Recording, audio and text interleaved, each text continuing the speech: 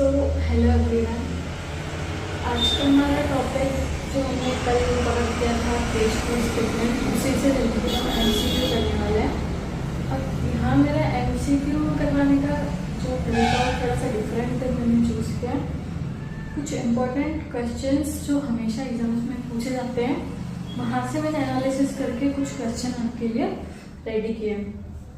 सो इस टॉपिक से रिलेटेड जो भी क्वेश्चन पूछे जाते हैं, उसमें एक तो क्वेश्चन ये होता है जो बहुत कंफ्यूजिंग होता है। तो इसका कॉन्सेप्ट अभी हम समझेंगे कि एक्चुअली होता क्या है। अभी जो यहाँ पे interest payment, dividend payment and dividend received, इन सब का ट्रीटमेंट हम कैश फ्लो स्टेटमेंट में कैसे करते हैं ये तो हमने कल देखा था। लेकिन जब हम एमसीक्यू सॉल्व करते हैं तो यहाँ पे थोड़ा सा कंफ्यूजिंग हो जाता है। तो इसको हम देखते हैं कि डिफरेंट मतलब कंपनीज में कैसे इसका ट्रीटमेंट होगा। अगर फाइनेंशियल कंपनी है और नॉन फाइनेंशियल कंपनी है। फाइनेंशियल कंपनी है, जैसे कि फाइनेंशियल कंपनी कौन होता है? बैंक। सो यहाँ पे बैंक का रेगुलर काम है, मतलब ऑपरेटिंग एक्सपेंस मानेंगे कि वो इंटरेस्ट का पेमेंट रेगुलर बेसिस पे करती है और डिविडेंड का पेमेंट भी वो रेगुलर बेसिस पे करती है। तो बैंक का काम ही यही होता है। तो जो फाइनेंशियल कंपनी का हम एग्जांपल ले सकते हैं लाइक बैंक। तो जो भी फाइनेंशियल कंपनीज है उनके लिए इंटरेस्ट पेमेंट, डिविडेंड पेमेंट यहाँ पे उनकी डेली बेसिस की एक्टिविटीज है। तो यहाँ पे हम इसको इंक्लूड करते हैं। अब ये डेली हो रहा है तो इसको हम ऑपरेटिंग मानेंगे। तो यहाँ पे हम इनको ऑपरेटिंग एक्टिविटीज में इंक्लूड करेंगे। अब ये ऑपरेटिंग एक्टिविटीज में है तो ऑपरेटिंग एक्टिविटीज में हम क्या लेते हैं नॉर्मली कि जो नॉन ऑपरेटिंग एक्सपेंसेस हैं उनको तो हम एड बैक करते हैं, लाइक डेप्रिसिएशन, गुडविल, ये जो हमने कल देखा था। और जो नॉन ऑपरेटिंग इनकम है उनको हम लेस कर देते हैं। तो यहाँ पे जो ये इसको हम ऑपरेटिंग एक्टिविटीज मान रहे हैं तो ये तो ऑलरेडी इसका treatment profit and loss account में हो चुका है। तो यहाँ पे कैश फ्लो स्टेटमेंट में इसकी कोई एंट्री नहीं होती है। अब डिविडेंड पेमेंट, अब यहाँ पे अगर कंपनी ने, सॉरी बैंक ने, बैंकिंग कंपनी ने अगर कोई शेयर इशू किया, डिबेंचर इशू किया, तो वहां पे इसने फंड रेज करने के लिए किया है। तो जो डिविडेंड पेमेंट करेगी इसका हम जो ट्रीटमेंट करेंगे सेम एज फिनेंसिंग एक्टिविटीज जो हम करते आ रहे हैं। अब आते हैं हम non financial companies. Non financial companies जो होती है वहां पे इंटरेस्ट और डिविडेंड रिसीव्ड जो होता है वो हमारा इंटरेस्ट एंड डिविडेंड रिसीव्ड जो होगा, जो हम इन्वेस्टमेंट करते हैं फिक्स्ड एसेट्स में, इन्वेस्टमेंट्स में, तो यहाँ पे जो हमको इनकम होती है उसको हम यहाँ पे लेते हैं इन्वेस्टमेंट एक्टिविटीज के अंदर इंक्लूड करते हैं। अब जो इंटरेस्ट पेमेंट है और डिविडेंड का पेमेंट है इसको हम जो कल हमने देखा था फिर इसको भी फाइनेंशियल एक्टिविटीज में इंक्लूड करते हैं, क्योंकि हम जो फंड रेज करते हैं उसके लिए हमको पेमेंट करना होता है। तो नॉर्मली इसको हम फाइनेंसिंग एक्टिविटीज में इंक्लूड करते हैं। अब जो इंटरेस्ट का पेमेंट है ये हमारा नॉन ऑपरेटिंग एक्सपेंस भी है। तो यहाँ पे ये नॉन ऑपरेटिंग एक्सपेंस होने की वजह से ऑपरेटिंग एक्टिविटीज में नॉन ऑपरेटिंग एक्सपेंसेस वाले सेक्शन में एड बैक होगा। और वैसे ही अगर जो नॉन ऑपरेटिंग इनकम जो ये है इंटरेस्ट एंड डिविडेंड रिसीव्ड, ये भी हमारी ऑपरेटिंग एक्टिविटीज में से लेस होगी।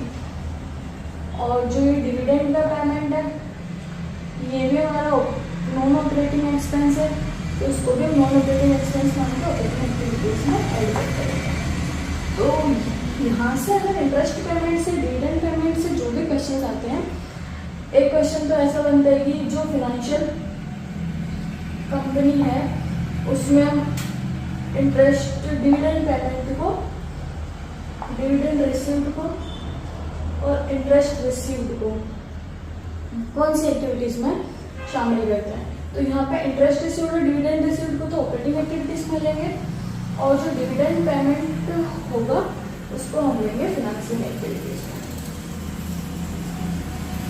वैसे ही नॉन फाइनेंशियल कंपनीज के लिए जो इंटरेस्ट और डिविडेंड रिसीव्ड है उसको क्या मानेंगे हम, इन्वेस्टमेंट एक्टिविटीज और फाइनेंसिंग एक्टिविटीज, इसको इंटरेस्ट पेमेंट को भी फाइनेंसिंग एक्टिविटीज। तो ये एमसीक्यू मुझे लगता है कि यहाँ से कुछ भी एमसीक्यू बनता है तो हमारा ऑल क्लियर। बेसिकली हमने अभी डिस्कस किया था कि इंटरेस्ट और डिविडेंड का ट्रीटमेंट हमको कैसे करना है, इन्वेस्टिंग एक्टिविटीज में कैसे होगा, ऑपरेटिंग एक्टिविटीज में कैसे होगा और फाइनेंसिंग एक्टिविटीज में कैसे होगा। अब हम देखते हैं कुछ और एमसीक्यू जो हमारे एग्जाम के लिए इम्पोर्टेंट है। अब यहाँ पे हमको पूछा कि कैश फ्लो स्टेटमेंट में accounting standard, which accounting standard is used in cash flow statement, तो अकाउंटिंग स्टैंडर्ड 3, और इंडियन अकाउंटिंग स्टैंडर्ड पूछे तो इंडियन अकाउंटिंग स्टैंडर्ड 7। बेसिस यहाँ पे जो कैश फ्लो स्टेटमेंट है वो हमेशा उसमें जो कैश ट्रांजेक्शंस होते हैं उन्हीं को उस स्टेटमेंट में इंक्लूड करते हैं। जैसे कि क्वेश्चन आया कि कैश फ्लो स्टेटमेंट में इंक्लूड होता है cash basis transactions, accrual basis transactions, both इनमें से कोई नहीं, तो only cash basis transaction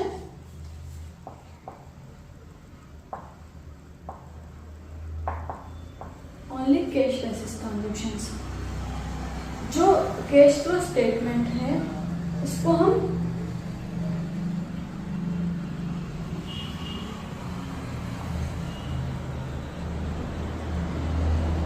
financial statement जो हमारे होते हैं उसमें इंक्लूड करते हैं।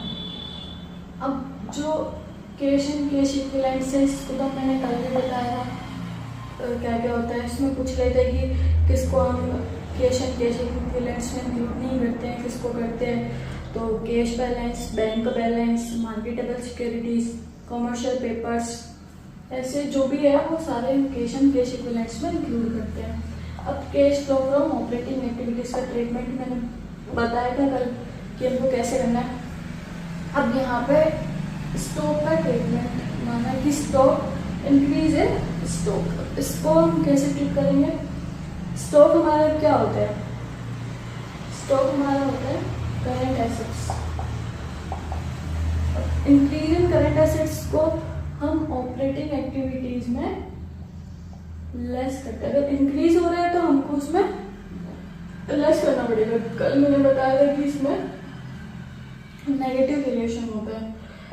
इंक्रीज इन बिल्स पेबल, अब बिल्स पेबल क्या होता है हमारा करंट लाइबिलिटीज, लाइबिलिटीज में इंक्रीज होगा तो हम इसको बैलेंस शीट में ऑपरेटिंग एक्टिविटीज में ऐड करेंगे।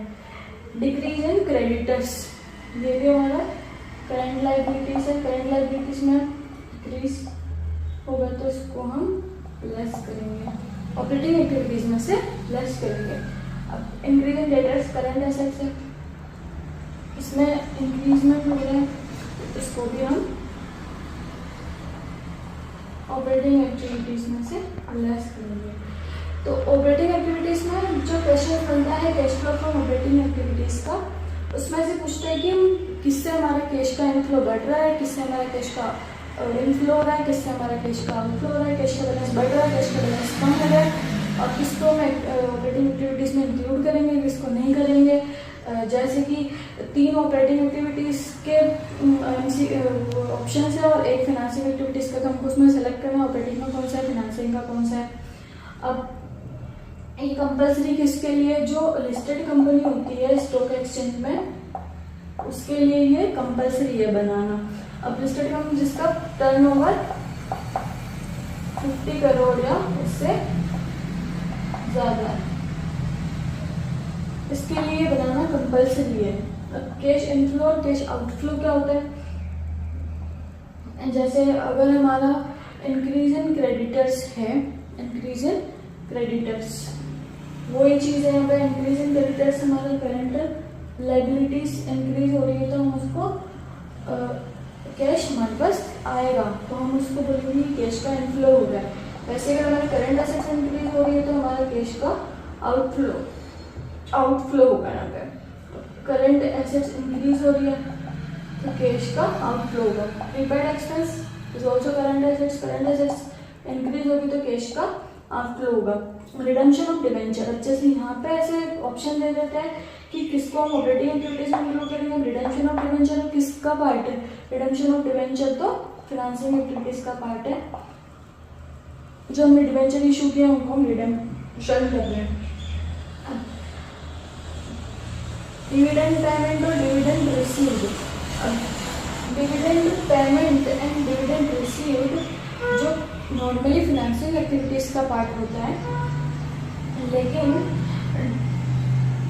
Dividend payment and dividend received, dividend payment तो होता है फाइनेंसिंग एक्टिविटीज का पार्ट एंड डिविडेंड रिसीव्ड किस पे होता है? इन्वेस्ट करते हैं उस पर, तो इन्वेस्टिंग एक्टिविटीज का पार्ट होता है। तो डिविडेंड पेमेंट का ट्रीटमेंट हमेशा फाइनेंसिंग एक्टिविटीज में होगा, लेकिन जो डिविडेंड रिसीव्ड होगा उसको हम वैसे फाइनेंसिंग इन्वेस्टिंग एक्टिविटीज में ऐड करेंगे। लेकिन इसका ट्रीटमेंट अभी मैंने यहाँ पर डिस्कस किया था कि डिविडेंड अगर फाइनेंशियल कंपनी को रिसीव्ड होता है तो उसको हम ऑपरेटिंग एक्टिविटीज मानेंगे ऐसे। और डिविडेंड का पेमेंट यहाँ पर वैसे एज ए फाइनेंशियल एक्टिविटीज मानना है, लेकिन इस डिविडेंड के पेमेंट को हम नॉन ऑपरेटिंग एक्सपेंस मानते हैं और इसको हम ऑपरेटिंग एक्टिविटीज में ऐड करते हैं। सो ये कुछ MCQ है जो मैंने डिफरेंट फॉर्म में समझाने की कोशिश किया। तो वीडियो अच्छी लगे तो लाइक शेयर एंड सब्सक्राइब। सो ये कुछ MCQ है जो मैंने डिफरेंट फॉर्म में समझाने का ट्राई किया। अब कुछ और क्वेश्चंस कैसे बनते हैं यहाँ पे, जैसे हमने कोई मशीनरी परचेज करी, मान की 2 लाख की मशीन हमने परचेज की, तो परचेज ऑफ मशीनरी किसका पार्ट है? इन्वेस्टिंग एक्टिविटीज का। अब अगर ये मशीनरी किसी स्टॉक ब्रोकर ने परचेज की, स्टॉक ब्रोकर का तो ये डेली रूटीन का काम है कि वो मशीनरी परचेज करता है, सेल करता है, तो उसके लिए ये हो गई ऑपरेटिंग एक्टिविटीज। और एक क्वेश्चन आता है जैसे कि हमने 2 लाख की मशीन परचेज की, हमने इंस्टॉलमेंट में परचेज की और हमने इसके लिए इंटरेस्ट का पेमेंट भी किया। अब जो इंटरेस्ट का पेमेंट हम कर रहे हैं वो तो हमारा आएगा फाइनेंसिंग एक्टिविटीज में, और जो मशीनरी का हमने परचेज किया उसको हम लेंगे इन्वेस्टिंग एक्टिविटीज में। All clear? So thank you. ये हमारे MCQ की क्लास की कैश फ्लो स्टेटमेंट की। वीडियो अच्छे लगे तो like share and subscribe. Thank you.